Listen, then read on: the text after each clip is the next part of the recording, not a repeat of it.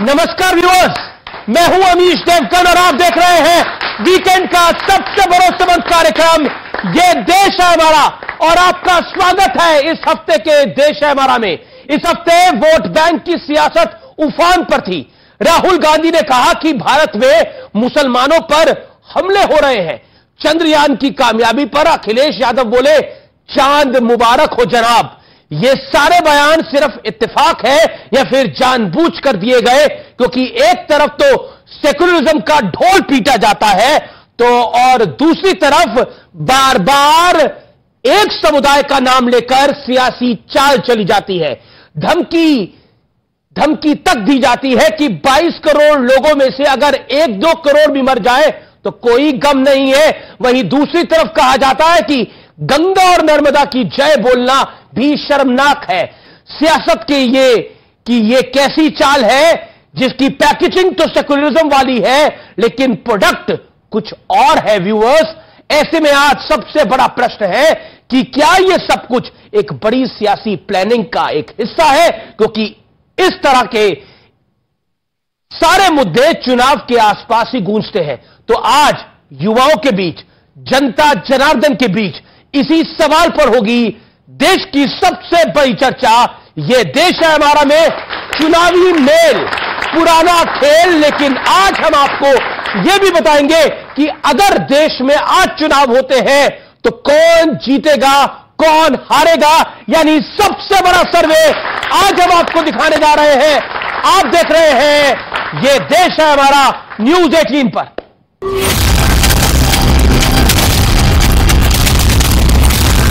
Muslims are under attack in India. This is not wrong. सबसे पुराने पंडित जी के खानदान के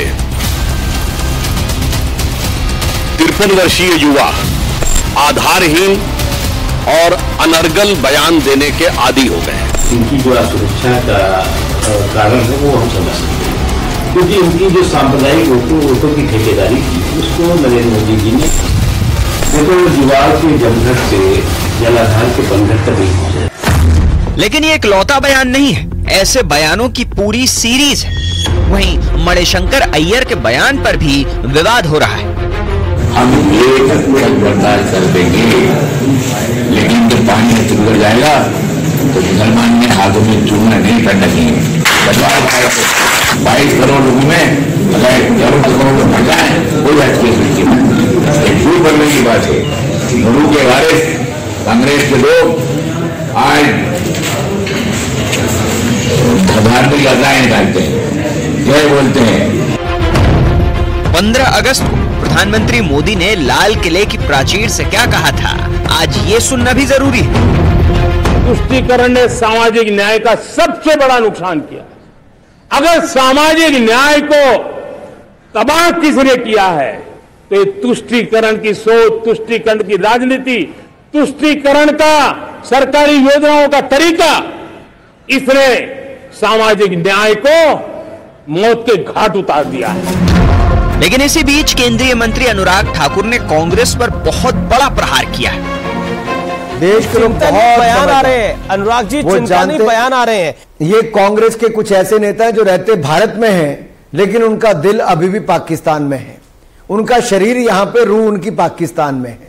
देखिए, बिरयानी खाएंगे ये, जिन्ना की मजाक पे जाएंगे ये, और दिल हमारा धड़के। इनकी दोगली नीति है। ये दूसरों को बोलने के बजाय अपने अंदर, अपने गिरबान में झांक के देखें।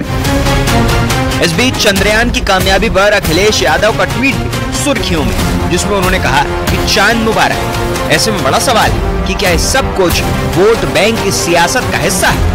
आज इसी मुद्दे पर होगी जनता के बीच देश की सबसे बड़ी बहस। तो व्यूअर्स, आज इसी मुद्दे पर होगी बड़ी चर्चा। क्या यह चुनावों का मेल है और यह पुराना वाला खेल है जिसमें सेकुलरिज्म का नाम है, तुष्टीकरण का काम है? और मेरे साथ बातचीत करने के लिए आज कौन कौन है इस बड़े मंच के ऊपर? Sudhanshu Trivedi, member of parliament, प्रवक्ता भारतीय जनता पार्टी के, जोरदार तालियों के साथ अभिनंदन करिए। सुरेंद्र सिंह राजपूत, कांग्रेस पार्टी के नेता, प्रवक्ता, जोरदार तालियों के साथ अभिनंदन है। अनुराग भदौरिया मेरे साथ हैं, प्रवक्ता समाजवादी पार्टी के। मेरे साथ शादाब चौहान है, उनका अभिनंदन है। नेता पीस पार्टी के, उनका भी स्वागत है। तो जनता जनार्दन आपका भी स्वागत है। और अगर आज चुनाव हुए तो बाजी कौन मारेगा, हम आपको मेगा सर्वे भी दिखाएंगे कुछ ही पलों में। लेकिन शुरुआत कर लेते हैं चर्चा की। और बड़ा सवाल यह है आपसे सुधांशु जी कि आप चाहते हैं कि कांग्रेस पे और विपक्ष पे तुष्टीकरण का इल्जाम लगा रहे। वो आपकी पॉलिटिकल दुकान को, I am quoting Congress and all other opposition parties, आपकी पॉलिटिकल दुकान को चलाता है। ये आपको सूट करता है पॉलिटिकली? देखिए, हम नहीं चाहते हैं। कांग्रेस ये चाहती है कि उनको ये दिखता रहे कि वो सबसे ज्यादा, और तुष्टीकरण भी क्या, किसी और का नहीं जी, एक समुदाय का। उनको माइनॉरिटी से कोई मतलब नहीं है। मैं ये बात पहले भी कई बार बोल चुका हूं और पुनः कह रहा हूं, इस देश में सबसे शिक्षित, मोस्ट हाईली एजुकेटेड कम्युनिटी कौन है? पारसी, 0.1% की माइनॉरिटी है। सबसे ज्यादा इनकम टैक्स देने वाली कम्युनिटी कौन है? जैन, वो भी माइनॉरिटी है, 1% की माइनॉरिटी है। सबसे इंटरप्रेन्योर वाली कम्युनिटी कौन है? सिख, 1.8% की माइनॉरिटी है। इसकी कभी आपने चर्चा सुनी है कांग्रेस में? मगर माइनॉरिटी में जो प्रचंड मेजॉरिटी है, और उसमें भी इनको मुस्लिम समाज से कोई मतलब नहीं है। इनको सिर्फ उसके कट्टरपंथी तबके से मतलब है। इसीलिए मैं पुनः याद दिलाना चाहता हूं, अगर ये हम पे आरोप लगाने का प्रयास करते हैं तो हमने डॉक्टर कलाम को जब राष्ट्रपति बनाया था, ये सब उनके खिलाफ में क्यों खड़े थे? एक सेकंड, राहुल गांधी ने बोला और उनका बयान आया, भारत में मुसलमानों पे हमले हो रहे हैं, और वो कह रहे हैं मेरी शिकायत गलत नहीं है। मैं याद दिलाना चाहता हूं कि जब राहुल गांधी जी की वो पर्ची फाड़ सरकार चल रही थी, उस समय भारत का कौन सा ऐसा कोना था जहां हमले नहीं हो रहे थे? बताइए, कहां आतंकवादी घटनाएं नहीं हो रही थी? चंडीगढ़ से चेन्नई तक, दिल्ली से लेकर मुंबई तक, गुजरात से लेकर गुवाहाटी तक, हैदराबाद से लेकर बेंगलुरु तक, लखनऊ से लेकर फैजाबाद तक, जयपुर से लेकर नागपुर तक, कहां धमाके नहीं होते थे? तो हमले नहीं हो रहे थे? चलती ट्रेन, चलती बस, बस अड्डे, और कहां कहां लिखा रहता था ट्रेन स्टेशन पे, यह मत छूना, बम हो जाएगा, फट जाएगा, वगैरह वगैरह, तब नजर नहीं आ रहा था। ठीक है जनाब, जो मैंने कहा, कलाम साहब को राष्ट्रपति बनाने के खिलाफ खड़े थे। 15 अगस्त 47 को जो पहली शहनाई बनाई उस्ताद बिस्मिल्लाह खान ने, उनको भारत रत्न 2001 में मिला। 50 साल तक कांग्रेस के कंटिन्यूअस रूल में नहीं मिला, अटल जी की सरकार में मिला। इनको अच्छा और सच्चा मुसलमान नहीं अच्छा लगता है, इनको अपराधी और आतंकवादियों के साथ खड़े होना चाहते हैं। यह सबसे बड़ी विडंबना है। लेकिन राहुल गांधी ने तो किसी का नाम नहीं लिया। मैं सुरेंद्र राजपूत आपके पास आता हूं और आपसे जानना चाहता हूं, इसलिए मैं एक लाइन और कह दूं, इसलिए सर डर सिर्फ अपराधियों और आतंकवादियों को लग रहा है, अच्छे सच्चे देशभक्तों को नहीं लग रहा। ओके, सुरेंद्र राजपूत, ये सुधांशु त्रिवेदी ने लंबा बोला और आपको भी मैं उतना ही चांस दूंगा, और सवाल बहुत सटीक है। क्या आपको लगता है कि जो बात राहुल गांधी कह रहे हैं, और वो बात पहली बार नहीं कह रहे, वो विदेश में जाते हैं उस बात को बोलते हैं, देश में रहते हैं उस बात को बोलते हैं, क्या आपको लगता नहीं है कांग्रेस भी एक वोट बैंक की तरफ निशाना साधना चाह रही है? 2-3 चीजें हैं अमीश भाई जी। आप हमको सिर्फ इतना बता दीजिए कि कोई 20% ज्यादा होता है कि 80% ज्यादा होता है? 80% ही ज्यादा होता है, बात खत्म। तो कोई आदमी क्या मूर्ख होगा जो ऐसी बात करेगा? आप हमको ये बताइए कि इस देश के कानून में, संविधान में अगर सबको बराबरी का हक है, तो अगर किसी को फालू खान बना करके मारा जाता है, तो क्या हमारी जिम्मेवारी नहीं है कि हम उसके पक्ष में खड़े हों? बिल्कुल। क्या हमारी जिम्मेवारी नहीं है कि उस अकलियत के पक्ष में खड़े हों जिसके खिलाफ अगर कोई दहशतगर्दी हो रही है? क्या हमारी जिम्मेवारी नहीं है कि हम उन लोगों के पक्ष में खड़े हों जो मजलूम हैं, जो गरीब है, जो कमजोर तबके के हैं? आप हमको यह बताइए, इस देश में 2 जातियां हैं, एक अमीर है और एक गरीब है। अगर हम गरीबों के पक्ष में खड़े होते हैं तो हमें मुसलमान के पक्ष में खड़ा होना क्यों कह दिया जाता है? और इस डिबेट को आप लोग हिंदू मुसलमान क्यों कहते हैं? एक सेकंड, मैं बिल्कुल इसको हिंदू मुसलमान नहीं कर रहा, मैं राहुल गांधी को कोट कर रहा हूं। सुनिए, अब बताइएगा किसने मुसलमान करा, किसने हिंदू करा? राहुल गांधी कहते हैं भारत में मुसलमानों पर हमले हो रहे हैं और यह शिकायत गलत नहीं है। किसने किया? हिंदू मुसलमान। क्या राहुल गांधी हिंदू मुसलमान कर रहे हैं? मैं बताता हूं ना, कहते हैं ना कि मेरा कातिल ही मेरा मुंसिफ है, क्या मेरे हक में फैसला देगा? अगर हम गरीबों के हक में, मजलूमों के हक में अगर हम आवाज उठाते हैं तो हमें कह दिया जाता है। रीसेंट का बयान का ट्रिगर क्या था? मैं एक लाइन में पूछ रहा हूं। मैं आपको रीसेंट के बयान का ट्रिगर, मैं आपको जिम्मेवारी से कहता हूं, आप जाइए, आप अपने चैनल को लेके जाइए और उन लोगों के बीच में जाइए जिनके खिलाफ नाइंसाफी हो रही है। आप ये कहने लगते हैं सुधांशु जी कि साहब ने सरकारी योजना में तो आपने आपके नाना भी देंगे भाई, क्योंकि संविधान हमने ऐसा बनाया है। आप हमको ये बताइए, उत्तर प्रदेश में कितने अकलियत के समाज के लोगों को एमएलए का टिकट दिया इन लोगों ने? जी जी। कितनों को दिया? एमपीओ को दिया? जी जी। आप मुझे बताइए पूरे देश में कितनों को दिया? शक क्यों होता है कुछ बातों के ऊपर सुधांशु त्रिवेदी, उसका जवाब वो दे रहे हैं और इसका साफ गोई से जवाब दीजिएगा। आपके नेता 80-20 करते हैं, आरोप है आपके नेताओं पर। मैंने कहा ना कि कोई मूर्ख होगा जो 80% के साथ नहीं खड़ा होगा। मूर्ख नहीं, बहुत समझदार है, उनको पता है कि 80% नहीं है, जातियों में बांट रखा है। जैसे ही बात होती तो दिखाओ 6% इतने, 7% उसके, 8% उतने, 10% उसके। इसलिए इसलिए मैं विनम्रता से कहता हूं और सारे दर्शक जो करोड़ों देख रहे हैं जाके देखिए, जब चुनाव का विश्लेषण आता है तो क्या हिंदू समाज दिखाई जाता? इतने ब्राह्मण, इतने ठाकुर, इतने यादव, इतने जाट, इतने गुजर, इतने कुर्मी, फला फला फला फला अनुसूचित जाति, इसका आरोप भी हम पहले से दिखाया जाता है सर। नहीं, और इतने मुस्लिम। मगर जब हिस्सा लेने की बात आती है तो पश्चिम बंगाल की सरकार ने ओबीसी में 71 जातियों को जोड़ा, उसमें 65 मुस्लिम को जोड़ा। अटक गए वो। तब कहते हैं कि नहीं नहीं, अब तो मुस्लिम में जाति है, क्योंकि उन्हें पिछड़े में आरक्षण देना है, फिर चाहे पिछड़ों का हक मार के देना है। मैं आपके पास आता हूं शादाब। अभी क्योंकि INDIA एक अलायंस बना है और उस अलायंस की बड़ी पार्टनर है ममता बनर्जी। ममता बनर्जी ने भी एक ऐलान करा पश्चिम बंगाल के अंदर कि हम जो पैसा देते हैं खासतौर पर इमामों को, उसको 1500 से 3000 कर दिया। बीजेपी कह रही है ये सेकुलरिज्म का चोला है और तुष्टीकरण का खेल है पूरा। क्या आपको लगता है चुनाव आया है, ये पुराना खेल साथ लेकर आया है? एक कहावत है कि बच्चे को झुंझुना थमा देना। आजादी के बाद से भारत के मुसलमानों को सो कोल्ड सेकुलर पार्टीज और so called extraordinary nationalist party, दोनों ने, किसी ने तो हमसे डराया, किसी ने हमको डराया और हमको झुंझुना थमाया। जैसे कि 1949 में मूर्तियां किसके दौर में रखी गई? कांग्रेस के दौर में। प्रधानमंत्री थे नेहरू जी उस समय, कानून मंत्री अंबेडकर जी थे। फिर प्रेसिडेंशियल ऑर्डर लाकर के क्या किया गया कि मुसलमान को SC का कोटा नहीं मिलेगा। उसके बाद क्या हुआ? माइनॉरिटी बजट लाया गया। क्या जरूरत है माइनॉरिटी बजट की? हमें नहीं जात मानते हैं, जाएंगे नहीं, उस पर जाएंगे तो बहुत लंबी बहस हो जाएगी। उसके बाद जो है माइनॉरिटी बजट लाया गया।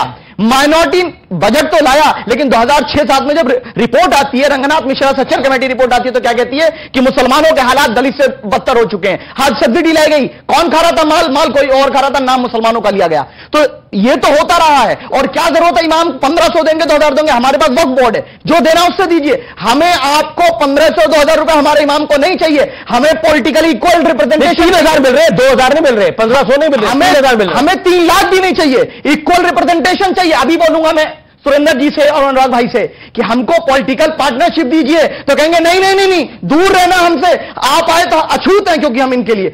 हरियाणा में मौलवियों की सैलरी 5000 से 15000 कर दी है खट्टर सरकार ने। ये लीजिए सुधांशु भाई, देख लीजिए। नहीं उनको ये लीजिए, ये है, दिखाई नहीं पड़ रहा है। तो सैलरी देनी चाहिए कि नहीं? 10 सेकंड भाजपा दे तो रासलीला, ममता बनर्जी दे तो क्या ढीला आपके सामने। जी ठीक है। अब मैं अनुराग भदौरिया को लेकर मैं आपको बताऊंगा, लेकिन मैं अनुराग भदौरिया हो सका। अनुराग भदौरिया, आप अपने आप को यहां पर कहा, मतलब आपकी पार्टी कहा फिट? सवाल तो सुनिए, जवाब पता है आप? सवाल पता है? सवाल क्या सवाल है बताइए? वही सवाल है। सवाल क्या है? सवाल वही होगा।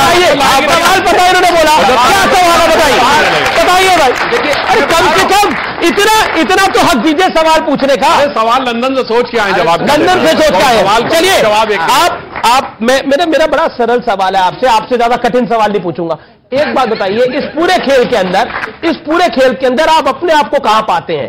क्योंकि आप हर जगह रहना चाहते हैं, हाँ। लेकिन किसी को कुछ देना नहीं चाहते। हाँ बिल्कुल, न कांग्रेस को न शादाब चौहान को। ठीक है, अब देखिए भारतीय जनता पार्टी, मेरा जो इंडिया है, हमारा जो गठबंधन है, उसने ये तय कर लिया है कि भारतीय जनता पार्टी की को सत्ता को हटाना है यहां से। क्यों हटाना है? अब देखिए, एक पोल इन्होंने खेली। अब देखिए इनके मुद्दे क्या हैं। जब 2014 में आए थे तो लंबी लंबी बातें बताते थे, तब महंगाई बेरोजगारी पे आप चुनाव लड़ रहे थे, ठीक। तब कब्रिस्तान शमशान घाट पे भी आप लड़े चिल्ला चिल्ला के। उसके बाद आप, चूंकि आपके 9 साल करीब हो गए, फिर आपने क्या सोचा? आप तो हमने कुछ तो विकास किया नहीं देश के लिए, ना कोई हमने महंगाई कम की, ना बेरोजगारी कम की, आप कैसे आपको भटकाएं? तब इन्होंने फिर नया मुद्दा उठाया, परिवारवाद, भ्रष्टाचार, तुष्टीकरण। अब देखिए अब कैसे परिवारवाद इनका देखिए, इन्हीं का मुद्दा है, हमारा नहीं है। इन्होंने परिवारवाद का मुद्दा उठाया कि राजनीतिक परिवारवाद, देखिए इनको जब सत्ता बनानी होती है तो चौटाला जी परिवारवाद के साथ में हरियाणा में सरकार बनाए हुए हैं, मेरी पूरी बात हुआ। बादल जी के साथ सरकार बनानी होती है पंजाब में तो उनके साथ मिल जाते हैं, और कश्मीर की जिनकी बात कर रहे हैं वहां भी पीडीपी के साथ इन्होंने मिलकर सरकार बनाई, एनसीपी के साथ सरकार आप महाराष्ट्र में बना रहे हैं, और शिवसेना के साथ भी सरकार महाराष्ट्र में बना रहे हैं। एनसीपी से आया, ये शरद पवार इंडिया की तरफ है या इनकी तरफ? अभी एनसीपी से याद आया। बात सुनिए, आप बोलने दीजिए भाई, अजीत पवार जी को लेके आए ना, ये अभी आगे और पोल खोलूंगा। जी जी, अजीत दादा पे कह रहे थे ये भ्रष्टाचार का आरोप लगा रहे थे, उसके बाद उनको बुला के मंत्री बना दिया, अब भ्रष्टाचार खत्म हो गया। तुष्टीकरण, तुष्टीकरण पे भी देखिए इनका तीसरा मुद्दा तुष्टीकरण। अब हरियाणा में दंगा हुआ, सरकार इनकी है, दोष किसको दे रहे हैं? हमारे ऊपर में, बताओ विपक्ष को दोष दे रहे हैं, सरकार इनकी है। अब वहां मणिपुर में महिलाओं के साथ अन्याय हुआ, एक शब्द नहीं बोला भाई, मेरा भाई है मेरे, एक शब्द नहीं बोला। झगड़ा तो इसी बात का है, भाई हम जरूर हैं, लेकिन हमारे वैचारिक मतभेद हैं, क्योंकि ये महिलाओं के अन्याय के साथ खड़ा नहीं होते। अच्छा, आप किसी गरीब के साथ खड़ा नहीं होते। अच्छा, आप कह रहे हैं तुष्टीकरण के खेल में आपका खड़े, तुष्टीकरण के खेल में आपका खड़े, हम समाज पर खड़े। तुष्टीकरण का खेल हम नहीं करते, समाज के हर व्यक्ति को न्याय दिलाने की जिम्मेदारी समाजवादी लोग करते हैं। डिबेट कौन हो, टॉपिक कौन हो, आप देख लीजिएगा हु बहु यही, आप रिवाइंड कर करके देख लीजिएगा। आप जैसे होता है ना कि मोबाइल में बटन दबाना चाहिए ना। अरे मैं टोक रहा हूं, मेरे में टोके तो दोस्त नहीं बोला उन्होंने, मैंने रोक दिया था। तो तानाशाही नहीं हो, लोकतंत्र हो, थोड़ा एक आध शब्द बोल लिया जाए। चलिए अब मैं बताता हूं तुष्टीकरण कितना गजब का है कि जब चंद्रयान लैंड किया तो अखिलेश जी क्या लिखे? चांद मुबारक। इसका जवाब भैया, चंद्रयान का चांद मुबारक से क्या मतलब था मेरे भाई? गजब के एंगल पे जाते हैं, गजब की बात है भाई। और इसमें सुनिए, चंद्रयान में कोई दूसरी भाषा का शब्द नहीं है, उसके अलावा आप लैंडर कहिए अंग्रेजी का शब्द है, विक्रम हिंदी और संस्कृत का शब्द है, प्रज्ञान हिंदी संस्कृत का शब्द है, रोवर इंग्लिश। ये चांद मुबारक कहां से आता है भाई? फारसी के शब्द आपको याद आ रहे हैं, इतना ज्यादा आपको देश, और ये वो है जो देश के सबसे पढ़े लिखे होने के बाद विदेश से पढ़ के आए। बताइए, हम हिंदुस्तान में हम दोस्त को फोन करके मुबारकबाद देते हैं, आप हमारी भाषा में भी धर्म खोजेंगे? भाषा में धर्म खोजेंगे? अरे मुबारक अभी तो ज्ञान दे रहे थे, चांद मुबारक मैंने हमने बोलना शुरू किया ज्ञान। देखिए, चांद मुबारक, हम किसी चीज का स्वागत करते हैं, किसी को मुबारकबाद बोलते हैं, यही तो हमारी संस्कृति। क्या क्या क्या आप क्या कांग्रेचुलेशन को आप अगर उसमें बधाई की जगह कांग्रेचुलेशन लिख देते तो आप बुरा नहीं मानते? मैंने अंग्रेजी लिख दो तो बुरा नहीं मानेंगे, हिंदुस्तान की चलती हुई भाषा में लिख दिया तो इनके पेट में दर्द होने लगा, क्योंकि डिवाइड एंड रूल दिखाई पड़ता है, भाषा में धर्म दिखाई पड़ता है। अच्छा, एक मैं भी सुधांशु जी पूछे तो चांद मुबारक में धर्म कैसे आ गया, ये सवाल पूछा गया, और इसका जवाब दीजिए। मेरा सवाल है, जवाब देता हूं। भगवान शंकर के माथे पर चांद होता है, हम सब जानते हैं। अगर किसी को लगता है कि चांद मुबारक कह के उनको खुशी मिल रही है तो वो कर ले, कोई बोले कि भगवान शंकर का आशीर्वाद है, कोई बोले कि उनके धर्म का, तो इसमें क्यों धार्मिक एंगल बता रहा हूं जी? देखिए, जो उस दिन घटना हुई वो चांद को देखना उपलब्धि थी या चांद पे उतरना उपलब्धि थी? तो चांद का मुबारक आप कहते हैं चांद पे उतरना मुबारक, तो भी आप समझ कर रहे हैं आप अनुराग। एक मिनट, बार डिस्टर्ब मत करिए, बहुत हो जाएगा, आप लगातार कर रहे हैं, आप बोल रहे थे मैं लगातार नहीं बोल सकते। देखिए, बोलिए, आप ये कहते हैं चांद पे उतरना मुबारक, वहां तक भी हम मान लेते भाई। चांद को देखना इंपॉर्टेंट नहीं था, चांद पे आपने उतरना वर्ड नहीं बोला, इसका अर्थ होता है कि आपके मन में हिकारत थी भारत की अर्थव्यवस्था को लेकर, इसलिए। और मैं इनको क्या कर रहे हैं, आप गलत व्याख्या कर रहे हैं, आप कह रहे हो क्या बोलो, गलत व्याख्या कर रहे हैं, चांद मुबारक निकाला नहीं होगा, चांद पे पकड़ लिया हमने, आप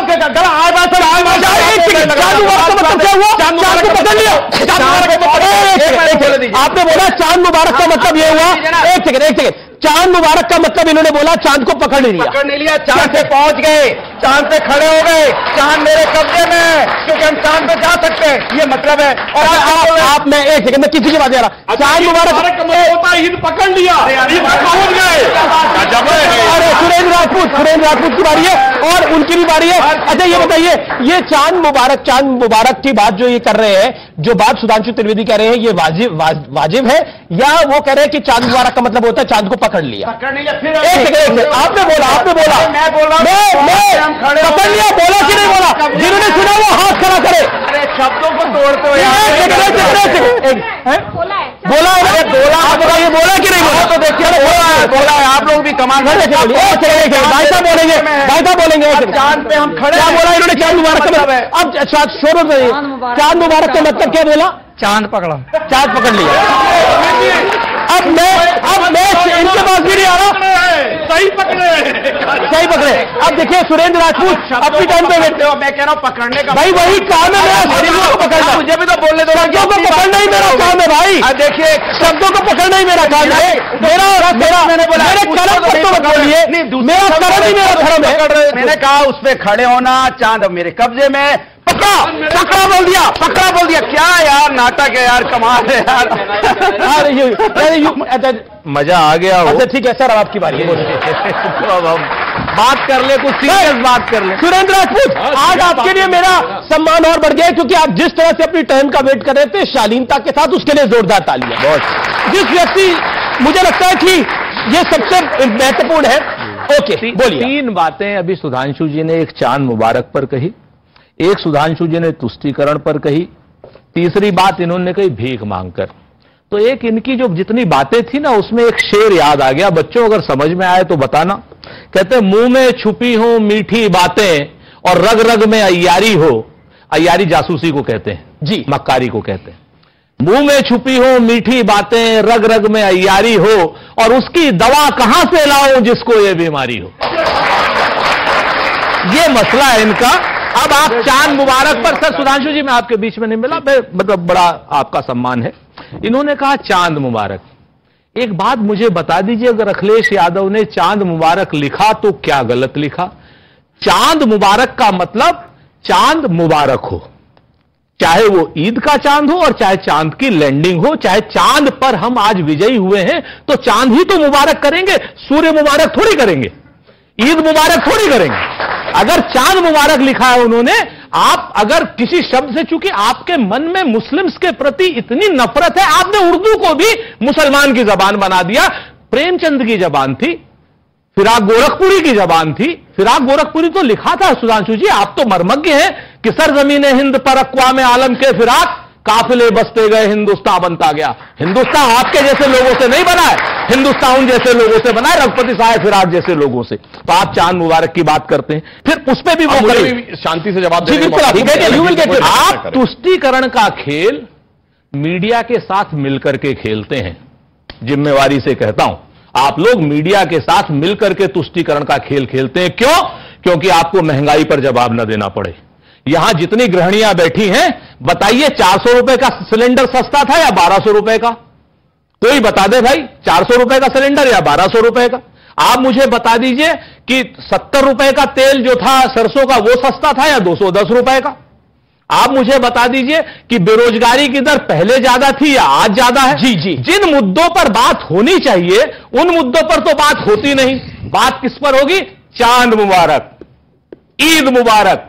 चांद पकड़ा गया, ईद पर चांद छोड़ दिया, चांद का ये कर दिया। अरे चांद मुबारक अगर किसी ने कहा तो एहतराम कीजिए। ठीक है, आपने बोला ये जो मीडिया के साथ मिलकर आप लोग तुष्टिकर। एक सेकंड में आपको मौका दे रहा हूं मैं, लेकिन इसका बहुत साफगोई से जवाब देना चाहता हूं। राहुल गांधी मीडिया में तो नहीं है, कांग्रेस के नेता है। वो कहते हैं भारत में मुसलमानों पर हमले हो रहे हैं, शिकायत गलत नहीं है, उनकी खबर उठाना क्या तुष्टिकरण है? अजीज कुरैशी आप ही के नेता है, आप ही ने गवर्नर बनाया। उन्होंने क्या बोला? उन्होंने बोला कि ये जो 2 करोड़ है ये मर भी जाएंगे तो कोई फर्क नहीं पड़ता, 24-25 करोड़ है। क्या उनकी बात उठाना तुष्टिकरण है? Point number 1। मणिशंकर अय्यर आप ही के नेता है, उन्होंने बोला भारतीय जनता पार्टी के पहले प्रधानमंत्री जो थे वो अटल बिहारी वाजपेयी नहीं थे, वो नरसिम्हा राव थे। क्या मणिशंकर अय्यर की बात उठाना तुष्टिकरण है? मणिशंकर अय्यर, राहुल गांधी और अजीज कुरैशी की बात उठाना क्या तुष्टिकरण है? मैं तो ये सवाल आपसे, ये बात अपनी सफाई में कहना चाहता हूं। और सिर्फ 5 सिर्फ 5 सेकंड और व्यूअर्स, बड़ा सर्वे आपसे कुछ मिनटों में दिखाने वाला हूं। मैं आपको बिल्कुल बड़ी छोटी सी वो कर रहा हूं, बाकी मैं और कोई नहीं कहता, क्योंकि आपने अपनी सफाई दी, उसका सम्मान है। अजीज कुरैशी को लेकर के मीडिया मति भ्रम बना रहा है।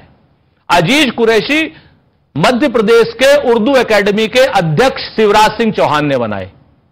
आज की अजीज कुरैशी को हमने राज्यपाल बनाया था, लेकिन आज की डेट में वर्तमान स्थिति अजीज कुरैशी की यह है कि वो भारतीय जनता पार्टी के साथ हैं और मैं यही कहता हूं एक लिस्ट से नाम डिलीट कर दिया राहुल गांधी और मणिशंकर अय्यर आपके हैं। मैं आपको बताऊं, मजलूमों की आवाज उठाना, अगर फालू खान की आवाज उठाना तुष्टीकरण की बात है तो हम तो करते रहे। मैंने तो वही तो बात, हम यही बात, मैंने भी तो वही उठाया। ओके, सुधांशु जवाब आपको सूट करता है एजेंडा, ये पहला ही सवाल था। इससे पहले इन्होंने कहा कि आईआरई का मतलब जासूसी और मक्कारी। जनाब, जासूसी मक्कारी नहीं होती। आप पूरे इंटेलिजेंस ब्यूरो और पूरे उसको लेकर मक्कार शब्द मत। अरे मक्कार, और मैं बता, आपने वर्ड बोला है, आपने बोला अब आईआरई का मतलब जासूसी मतलब मक्कारी, और आईआरई का मतलब जासूसी नहीं होता है। आईआरई का मतलब होता है जो चेहरा बदल ले, जैसे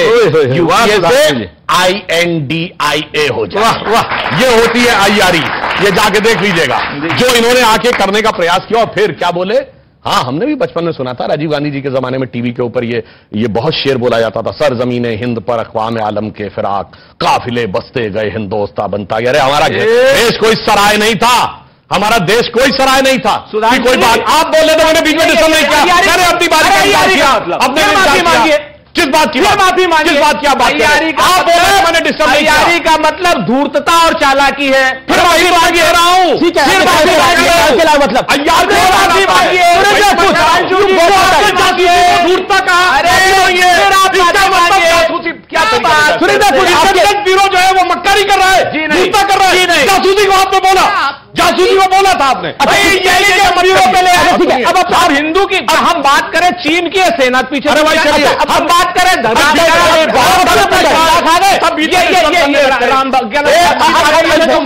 अय्यारी फिल्म आई थी, जाके देखिएगा उसमें क्या है। ये रही ना, ये बात बोलने की। अरे गूगल नहीं, देखो अय्यारी में जाके गूगल पे आ जाते हैं यार चीज। अरे ठीक है, और धूर्तता आपने क्या बताइए।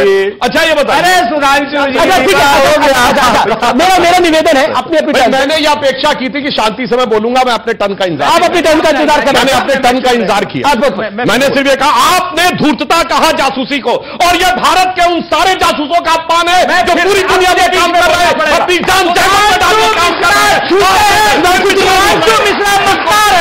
सुधांशु मिश्रा आईबी के पीछे जा रहे हैं, हम भी झूठा बोल रहे हैं। सुधांशु मिश्रा आईबी के पीछे झुक रहे हैं, और सुधांशु मिश्रा सेना के पीछे झुक रहे हैं। सुधांशु मिश्रा दायर भी है। उसके बाद सुधांशु मिश्रा अय्यारी के पीछे नाम से, और हमारे आईबी के पीछे एक क्लैरिटी, अजीब किस्म की आप नाम गलत बोल रहे हैं। सुधांशु त्रिवेदी मिश्रा, सुधांशु त्रिवेदी, वैसे कोई बात नहीं। अरे सुधांशु, अब सुधांशु जी अपनी बात को रख लें, फिर शदाब जी। देखिए स्थिति ये थी, ये इनकी मानसिकता है कि कोई बाहर से आके हमारा देश सराय था क्या कोई, कि काफिले बसते गए हिंदोस्तान बनता गया। ये गुलामी की विदेशी मानसिकता जो कहते कि बाहर से आए हो, अब करने लगे। हमारा विचार क्या है, जो जयशंकर प्रसाद जी ने कहा था, हिमालय के आंगन में प्रथम उसे किरणों का दे उपहार, उषा ने हथ अभिनंदन किया और पहनाया हीरक हार। और उसके बाद यहां से पूरे विश्व में ज्ञान गया, जगे हम लगे जगाने, विश्वलोक में फिर फैला आलोक, व्योमतम पुंज हुआ तब नष्ट, निखिल संस्कृति हो उठी अशोक। ये थे हम, ना कि आपके कहने वाले थे। इसलिए हमारे और आपकी सोच में जमीन आसमान का अंतर है। ये देश है हमारा, में रुकेंगे एक अंतराल के लिए, लेकिन अंतराल के उस पार सबसे बड़ा सर्वे आपका कर रहा है इंतजार। आज हुए चुनाव तो कौन जीतेगा, नरेंद्र मोदी या राहुल गांधी, कौन मारेगा बाजी। वेलकम बैक व्यूअर्स, आप देख रहे हैं ये देश है हमारा, और ये देश है हमारा के इस हिस्से में बात होगी बहुत सीधी और सपाट। बात होगी जनता जनार्दन के सवालों की, और बात होगी उस मेगा सर्वे की, यानी आज चुनाव हुए तो बाजी किसके हाथ। शदाब चौहान, मेरा सीधा पॉइंट है, देखिए मणिशंकर अय्यर तो कांग्रेस के नेता हैं, और जो बात अनुराग भदौरिया कह रहे हैं कि मुद्दे जो रियल है वो अलग है, बीजेपी मुद्दों को डाइवर्ट करना चाहती है। क्या आपको लगता है ऑपोजिशन मुद्दों को डाइवर्ट नहीं करना चाहती? मणिशंकर अय्यर तो कांग्रेस के नेता है, उन्होंने बोला नरसिम्हा राव जो प्राइम मिनिस्टर थे वो बीजेपी के पहले प्राइम मिनिस्टर थे, ही सेड इट। देखिए अनुराग भाई ने बिल्कुल सही कहा कि महंगाई, बेरोजगारी, शिक्षा, स्वास्थ्य, सुरक्षा, सम्मान, ये मुख्य मुद्दे हैं, और इसके लिए हम लोग भाजपा को हराना चाहते हैं, लेकिन ये हम लोग को साथ नहीं लेना चाहते। अभी पूछिए इनसे कि क्या हम अलायंस पार्टनर बन सकते हैं, तो अनुराग भाई तो चाहते हैं, मैं उनको ये बात कहूंगा, लेकिन उनके अखिलेश जी नहीं चाहते, वो कहते हैं वो इनकी बात मानते नहीं है। और इधर सुरेंद्र जी है, वो चाहते हैं कि हम लोग उनके अलायंस पार्टनर बने। राहुल गांधी जी उनकी बात मानते नहीं है। इनके लोग जो है, जो सीनियर इनके लीडर्स हैं, वो मुसलमानों को मानते हैं बलि का बकरा। इनके यहां जाइए, कहेंगे कि नहीं नहीं नहीं, हम आपको नहीं लेंगे। हम कहते हैं कि हम देश में भागीदार बनना चाहते हैं। सुधांशु जी को भी मैं पसंद नहीं हूं, मेरा पॉलिटिकल रिप्रेजेंटेशन पसंद नहीं है। मेरी बात करेंगे, पसमानदा बात करेंगे, अगड़ा पिछड़ा सब बात करेंगे, लेकिन मेरा रिप्रेजेंटेशन पसंद नहीं है। ना ही सुरेंद्र जी को मेरा रिप्रेजेंटेशन पसंद है। तो हम ये कह रहे हैं कि आप हमारे नाम पर राजनीति कर रहे हो। हमको राजनीतिक हिस्सेदारी की हम बात कर रहे हैं, जो अंबेडकर जी ने भी इस बात को कहा था कि समाजों की राजनीतिक हिस्सेदारी होनी चाहिए। राजभर जी इनके साथ हैं, कल उनके साथ थे। निषाद जी पहले इधर थे, अब उधर हो गए। अच्छा, शरद पवार किसकी तरफ है, कुछ खुलासा करिए ना आप लोग। वो तो ये बताएंगे, वो ना इधर है ना उधर है, ना जाने किधर है। लेकिन अभी देखा होगा आप, कुरैशी साहब को उन्होंने कहा वो हमारे नहीं थे जी। अगर राहुल गांधी का नाम राशिद खान होता तो अभी ये जो स्टेटमेंट है ना, उस पर कहते सुरेंद्र भाई ये आदमी हमारा था ही नहीं, वो तो मजबूरी है कि राहुल गांधी है, इसलिए डिनाई नहीं कर सकते। राहुल गांधी जी की मोहब्बत की दुकान में हमारे लिए अगर जगह है तो अभी अलवर में अफजल की मॉब लिंचिंग हुई है, अफजाल की, उस पर क्या कार्रवाई करेंगे? मोनू मानेसर पर डीजीपी का क्या वीडियो है, उस पर कब बोलेंगे? कब तक मुसलमानों को बेवकूफ बनाएंगे हम लोग? हिस्सेदारी ठीक है, ठीक है। इसके बाद मैं बड़े सर्वे की तरफ बढ़ रहा हूं। ओके शबाब भाई, शादाब, आज आप नाम में गड़बड़ कर रहे हैं सर। शादाब भाई किस पार्टी से? शादाब चौहान। नहीं, किस पार्टी? ये भी नहीं पता। 30 पार्टी से। अब इनको 2-3 चीजें कई डिबेट कर चुके हैं। नहीं, कई डिबेट नहीं, हम इनको व्यक्तिगत, हमने खाली जानबूझ करके कही। हम आपको 3-4 चीजें बताते हैं शादाब भाई। अब्दुल रहमान अंतुले मुख्यमंत्री महाराष्ट्र, अब्दुल गफूर मुख्यमंत्री। हमें हिस्ट्री की जानकारी नहीं है ना, हम मानकर बता देंगे। अब्दुल गफूर मुख्यमंत्री बिहार। राजस्थान के मुख्यमंत्री भी एक, मैं नाम इस समय भूल रहा हूं, वो वहां पर रहे। आप मुझे बताइए 3-3, 4-4 राज्यों में अगर मुसलमान मुख्यमंत्री हम देते हैं तो क्या गलत करते हैं? ये रिप्रेजेंटेशन नहीं।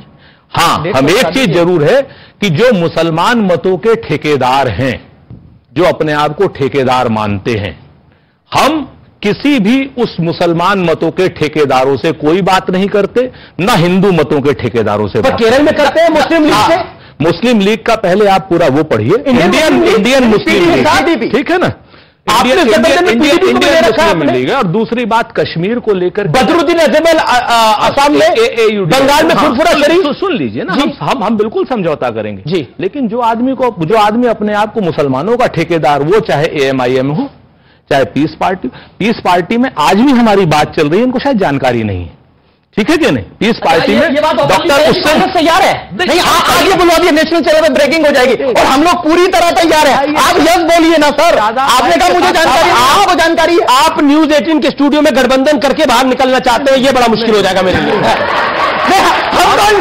कठिन है, भी बता दें, चाहे हिंदू कट्टरपंथी हो, चाहे मुस्लिम कट्टरपंथी हो, कोई हमारे दिमाग पे बंदूक लगा करके कोई हमसे समझौता नहीं कर सकता। अगर आप इस तरीके की भाषा का इस्तेमाल करेंगे तो ये भाषा कट्टरपंथियों की भाषा। आपको एक जो आदमी उत्तर न रखे, आप बंदूक नहीं कर सकते। ये कुछ भी नया नहीं है। जब कुछ भी ना मिले और मुसलमान कहे मुझे पॉलिटिकल रिप्रेजेंटेशन, क्यों अरे क्या बोल नहीं क्या कर रहे हैं? सुधांशु त्रिवेदी, ये क्या आपने जैन चौधरी का किस नाम पे लिया है? राजभर ने कहा था कि इनके साथ 24 पार्टियां हैं, क्या उनमें किस किस नाम पे पार्टियां हैं? शिवसेना किस नाम पे पार्टी है? हमारी पार्टी का नाम है peace party. Muslim party Shivaji Maratha. अरे शिवसेना शिवाजी मराठा की पार्टी है। शिवजी कौन है? आपको शिवजी कौन है? शिवाजी कौन है? कौन है? ये क्या बेवकूफी धर्म के राजा की बात को भगवान से मिला रहे। धर्म के राजा है नहीं है, बिल्कुल नहीं। शिवाजी मराठा शिवसेना, ये ब्रेकिंग न्यूज है। शिवाजी मराठा के नाम पर देखिए शब्दों की मर्यादा शिवाजी और विषय विषयांतर हो गया। अपनी बात को रखे। तमीज नहीं है बात करने, हिंदू मुसलमान और देवी देवताओं की बात कर रहे हैं। हम लोग यहाँ सम्मान की डिबेट करने नहीं आए। सुनिए सादाब जी, शिवसेना की माफी मांगी, उन्होंने अपनी बात नहीं करा, उन्होंने पॉलिटिकल बात रखी है। शिवाजी मराठा की 10 सेकंड दीजिए ना, और लीजिए मैं मुझे चिन्ह भी दिखाता हूं। हाँ, मुझे मालूम है कि जब हम अधिकारों की बात करेंगे, अधिकारों की बात इस तरह की बात करेंगे। चलिए आप सुन लीजिए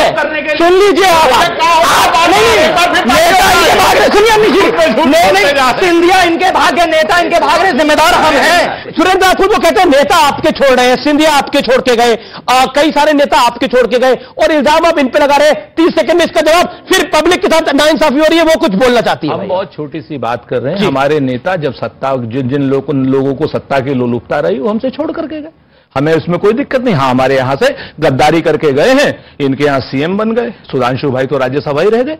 हमारे यहां हेमंत बिश्व शर्मा गद्दारी करके गया, ये यहीं रह गए, वो वहां पहुंच गए सीएम।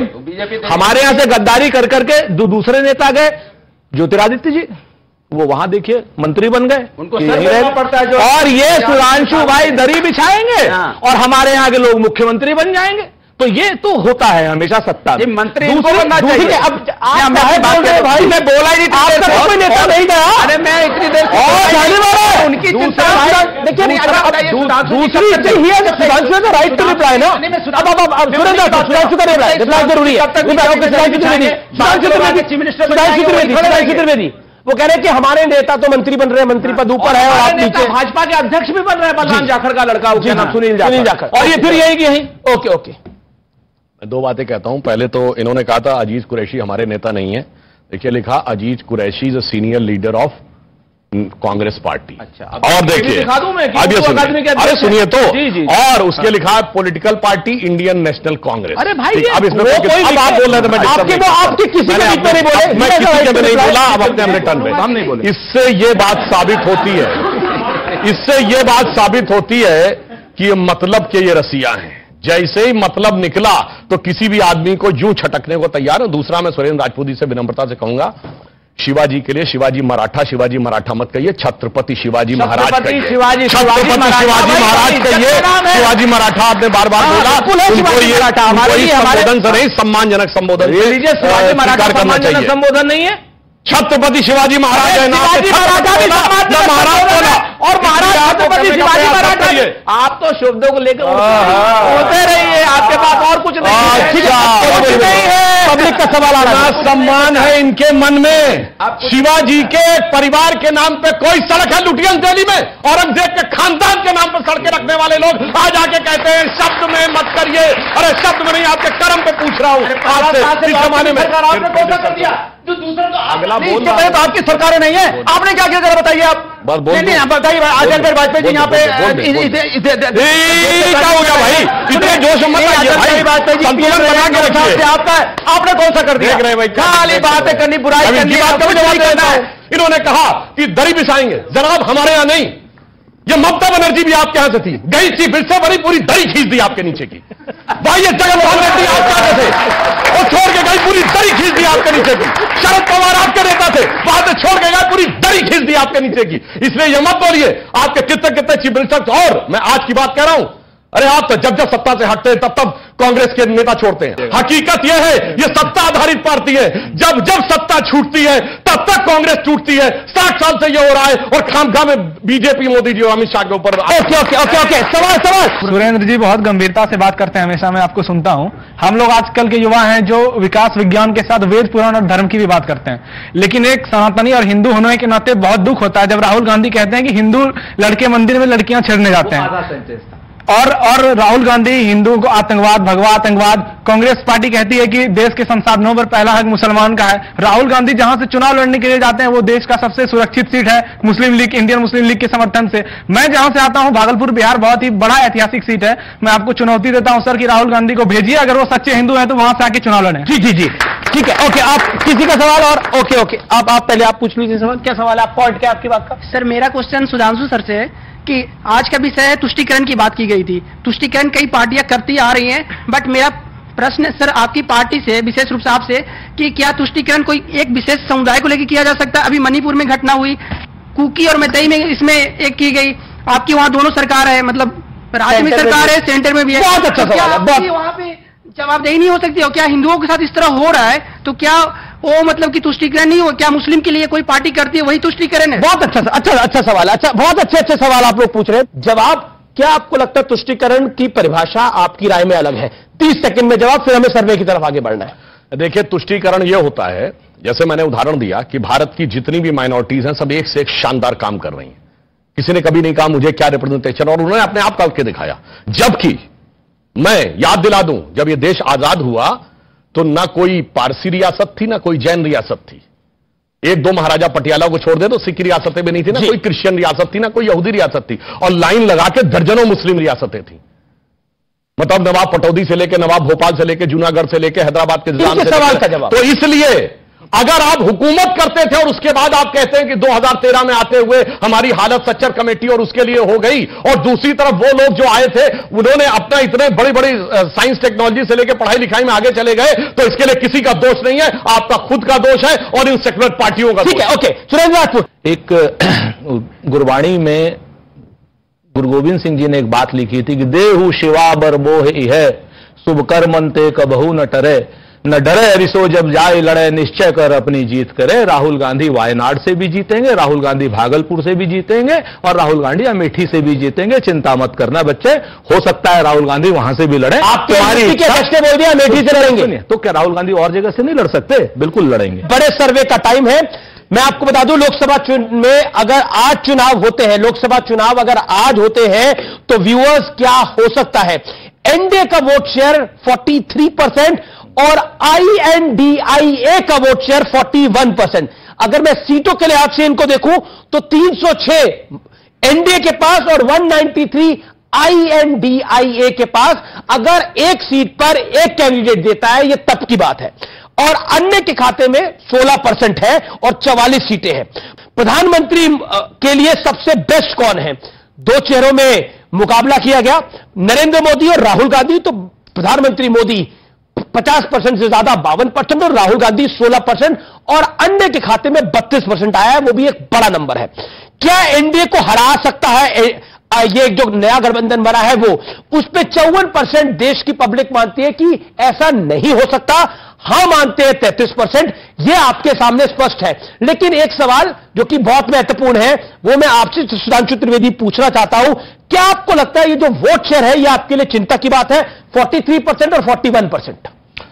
देखिए, राजनीति में कभी भी अंकगणितीय जोड़ नहीं होता है वोट का, क्योंकि उसके लिए मैथमेटिकल इक्वेशन नहीं, एक केमिकल सोल्यूशन चाहिए होता है, जिसका अभी बड़ा ही प्रत्यक्ष उदाहरण है कि उत्तर प्रदेश का 2019 का चुनाव था, सपा बसपा एक हो गए थे, जो माना गया था इससे ज्यादा तो भाजपा के खतरनाक गठबंधन नहीं हो सकता, हम सब खत्म हो जाएंगे। उसके बावजूद हम 60 से अधिक सीटें जीत के आए। तो इसलिए यह ध्यान रखना चाहिए कि ये लोगों का जो ये विचार है ना, कि अभी तो आपने उसको एज ए स्टेटिस्टिकली जोड़ दिया, पर कहा जाता ना कि 2 और 2 का जोड़ हमेशा 4 नहीं होता, सोच समझ रखने वालों को कुछ नादानी दे मौला। दूसरी बात, भाई पहले तो ये तो तय हो जाए कि ये साथ में लड़ पाएंगे कि नहीं। अब देखिए, इनकी नेता बोलती हैं दिल्ली में कि नहीं, हम 7 सीटों पर तैयारी कर रहे हैं, तो अलका लांबा, तो उसके बाद सौरभ भारद्वाज कैसी तीखी भाषा में उनको जवाब देते हैं। अब ये बेंगलोर में आते हैं गठबंधन करके, और पंजाब में कांग्रेस के नेता कहते हैं नहीं नहीं हम तो लड़ेंगे। अब आइए बंगाल में लेफ्ट पार्टी वाले कहते हैं नहीं नहीं हम तो उनसे लड़ेंगे। आप बताइए, बंगाल में इनके नेता अधीर रंजन चौधरी, छोटे नेता नहीं है, नेता प्रतिपक्ष लोकसभा है, और वो कहते हैं there is no democracy in Bengal, कार्यकर्ताओं की हत्या हो रही है, वो खोल जाते हैं, मगर बंगलोर में आके कहते हैं कि ममता जी की जरूरत है to save the democracy in India. तो मुझे लगता है अंतर विरोधों और अविश्वास से भरे हुए इस गठबंधन पे से किसी को विश्वास, और वैसे फिर मैं कहूंगा इनके मुंह से एक बात और निकल गई थी, सारी पार्टियों का मर्ज हो गई है। वैसे मर्ज नहीं हुई है, ये पार्टी गठबंधन मर्ज नहीं हुआ। एग्जैक्टली, ओके, मैं आपको बताता हूं। लेकिन आपने इतना कुछ कर लिया, लेकिन अभी भी मोदी बहुत आगे दिख रहे हैं, बीजेपी एनडीए बहुत आगे दिख रही है। हम तो आपका धन्यवाद अदा कर रहे हैं, आपके शुक्रिया चैनल का कर रहे हैं कि आपने 6 महीने पहले 43-41 कर दिया। अमीश भाई, आप एक बात बताओ, आप क्या जिम्मेवारी से कहते हो कि आज से 3 महीने बाद यही सर्वेक्षण होगा, और जब इंडिया, जो इंडिया कहने में आपको पेट में दर्द होती है, INDIA कहते हैं आप, तो एनडीए को एनडीए कहते हैं, N.D.A नहीं कहते हैं, ठीक है ना? तो अगर ये 43% हो गया, आपके अध्यक्ष मल्लिकार्जुन खड़गे ने भी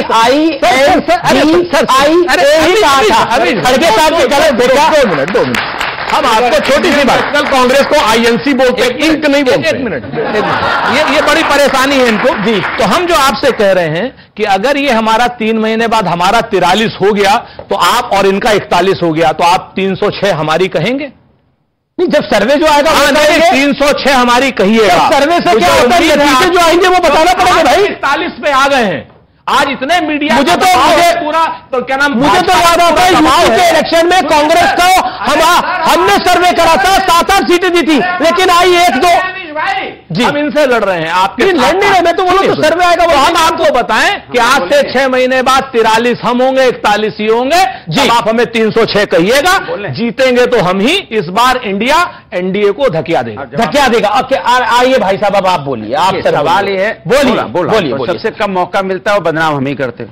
सबसे कम मौका और क्या बताइए? सबसे ज्यादा बीच में कौन सा प्रवक्ता बोलता है? बीच में और वो तो खींचना पड़ता है, जब आप नहीं देते हो तो एक आध उधर से इधर से। बस आखिरी 1 मिनट। देखिए, मैं अपनी बात कह दूं, जैसे अभी हमारे साथी सुधांशु जी कह रहे थे, उन्होंने बोला कि देखिए टीएमसी में ये हो रहा है, वहां ये नहीं तैयार, इनके आपस में झगड़े हैं। भैया, मेरे झगड़ों को आप क्यों देख रहे हो? हम तो आपके झगड़े नहीं देख रहे हैं इंडिया में, कि उधर चाचा कह रहे हैं, इनके जो पासवान जी कह रहे हैं हम लड़ेंगे, चिराग पासवान कह रहे हैं हाजी वो कह रहे हैं ना, इनके इनके पारस पासवान कह रहे हैं हम लड़ेंगे, चिराग पासवान कह रहे हैं हम लड़ेंगे हाजीपुर से। हमने उठाया कि मुद्दा नहीं उठाया, क्योंकि वो मुद्दा मेरा नहीं है। मेरा मुद्दा जनता है, जो आपका नहीं है। आपका मुद्दा हम है, बिल्कुल सही कहते हैं आप। आपका मुद्दा हम है, ये है, वो है, क्योंकि नेता आपके मुद्दा है, पार्टी आपका मुद्दा है, जनता आपका मुद्दा नहीं है। जनता से आपको कोई लेना देना नहीं, दूर दूर तक। इन्होंने क्या किया, इनकी पार्टी में क्या हो रहा है, वो क्या कर रहे हैं, वो किससे मिले, वो कहां गए, वो पार्टी मीटिंग हुई, समोसा किसने खाया, चाय किसने पी, अरे उन्होंने चाय नहीं पी, नाराज होकर चले गए, देखिए फलाने चले गए, उन्होंने फ्लाइट पकड़नी थी, यहां चले गए। इतनी चिंता हमारी करते, हमने नहीं चुना आपको प्रभु, आपको जनता ने चुना है। वो जनता आपकी तरफ देखती रहती है, कभी आप जनता की बात करोगे, लेकिन आप कभी जनता की बात। ठीक है, चले आप सिर्फ हमारी बात। ठीक है, चाय समोसे मिल रहे हैं ना जी, जो मिल रहे हैं। सर्वे पे लास्ट कमेंट 5 सेकेंड।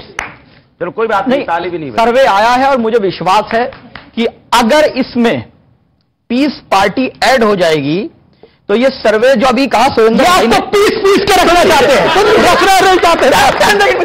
अगर इस सर्वे में पीस पार्टी हो जाएगी तो 41 पे ये आ जाएंगे और 43 पे हम इंडिया वाले आ जाएंगे। और अगर नहीं होंगे तो आज मैं लिख करके दे रहा हूं, not more than 10 in Uttar Pradesh, not more than 10 इन उत्तर प्रदेश। चलिए, आपका तमाम लोगों का बहुत बहुत शुक्रिया।